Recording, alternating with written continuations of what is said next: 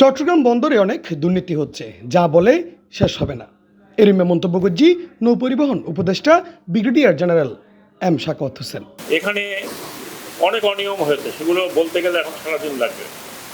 অনেক লাইসেন্স দেওয়া আছে কারো মামা, কারো চাচা, কারো দাদা, দে আর নট ফাংশনিং। লাইসেন্স নিয়ে আহত আরেকজনের কাছে বিক্রি করবে। এই সবই কিন্তু আমাদের নজরে আছে।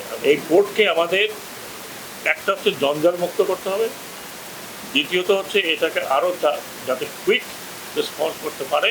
8ই অক্টোবর চট্টগ্রাম বন্দর এবং বন্দরের বিভিন্ন উন্নয়ন প্রকল্প পরিদর্শন শেষে সাংবাদিকলয় হতা হয় তিনি। এ সময় তিনি আরও হয় বন্দরের কার্যক্রম ম্যানুয়াল সিস্টেম পরিবর্তন করি অটোমেশন সিস্টেম চালু করি পেলাই বন্দরের চেয়ারম্যানরে হওয়া গিয়ে, এবং তিনি চট্টগ্রাম বন্দরে বাংলাদেশের লাইফ লাইন আক্কা দিয়ে হয়। চিটাগাং পোর্ট হচ্ছে আমাদের এখন পর্যন্ত বাংলাদেশের লাইফ লাইন। এই পোর্ট যদি ঠিক মতো না চলে, পোর্ট যদি এফিশিয়েন্ট না হয়, এবং এই পোর্টে যে ধরনের একটা অব্যবস্থা ছিল সেটা যদি আস্তে আস্তে দূর না হয়, তাহলে আমাদের ইকোনমিক লাইফ লাইনের মধ্যে অসুবিধা হবে। যেহেতু এগুলো ম্যানুয়ালি আনলোড হচ্ছে, আমরা যদি অটোমেশন করতে পারি তাহলে এই লোডিং টাইমটা কমে যাবে।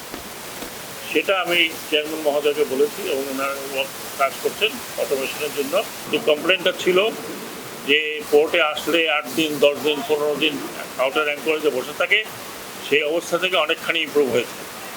তো তার মানে এই না যে একেবারে আমরা উই আর স্যাটিসফাইড। আমরা যদি অটোমেশন করি তাহলে লোডিং আনলোডিংয়ের সময় আরও কমবে। চট্টগ্রাম বন্দরত দুর্নীতি বন্ধে কি করিব বর্তমান সরকার?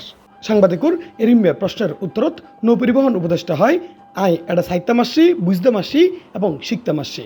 আই হনো পোর্ট বিশেষজ্ঞ নয়। 22 বছরের ঘটনা 22 দিনে সমাধানও সম্ভব নয়। আমি তো দেখতে আসলাম, বুঝতে আসলাম, শিখতে আসলাম। আমি তো পোর্ট বিশেষজ্ঞ নই। 22 বছর থেকে যারা করতেছে তারা কারা? ইললিগালি বহু কাজ সেখানে হচ্ছে, তো তারাও তো করতেছে ইললিগালি কাজ। তো এখন আর কিছু বলতে চাই না। আপনি you know it better than I do. আমি কারোর নাম বলতে চাই। বিগত সরকারের আমলত অবৈধভাবে মামুহালুলার দেওয়ান নিয়ে অবৈধ লাইসেন্স বর্তমান সরকারের নজরত আছে। পোর্ট জঞ্জাল মুক্ত গরম করিব আর আত্ম নেই, এবং বন্দরের উন্নতির লাই বিদেশি ইনভেস্টমেন্ট নিরুৎসাহিত গড়নে যাব বলিও হয় নৌপরিবহন উপদেষ্টা। কোনো কিছুই ডিপিএম মেথডে হবে না। Everything will be absolutely open tender, এবং ওপেন টেন্ডারের শর্তগুলো আমরা আবার রিভিউ করব, যাতে লোকাল হোক বিদেশি হোক, কোনো পার্টিকুলার লোকের জন্য না আসে। Everything will be in open tender. এখানে ফরেন ইনভেস্টমেন্ট আসছে, আর ফরেন ইনভেস্টমেন্ট আপনারা জানেন আমাদের দরকার।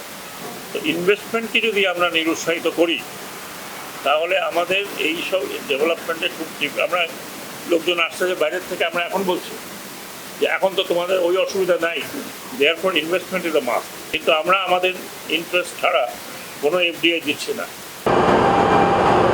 ইফতেখার নতিশন, C+, চট্টগ্রাম।